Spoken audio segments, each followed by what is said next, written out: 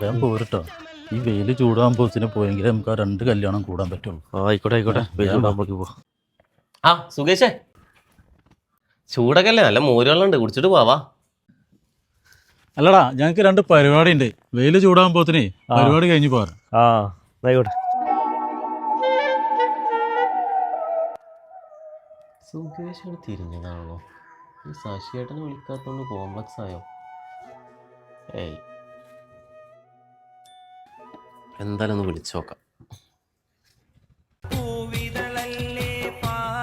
ഇവ എന്തിനാ വിളിക്കുന്ന ചേട്ടാ? വിളിച്ചോ. എന്താടാ? ഇന്നലെ എന്താടാ കുടിക്കാതെ പോയി?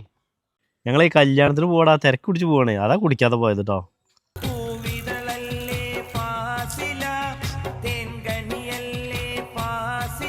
എടാ, ഞാൻ ഇന്നലെ കുഞ്ഞുട്ടിന്റെ വീടിന്ന് വാങ്ങി നല്ല മോരടാ. വേണ്ടടാ, ഒന്നും ഉണ്ടായിട്ടല്ലേ, ഞങ്ങൾ തിരക്കായതുകൊണ്ടാണേ. എന്താ അങ്ങനെ വിളിച്ചോണ്ടിരിക്കുന്നത്? എന്താ പ്രശ്നം?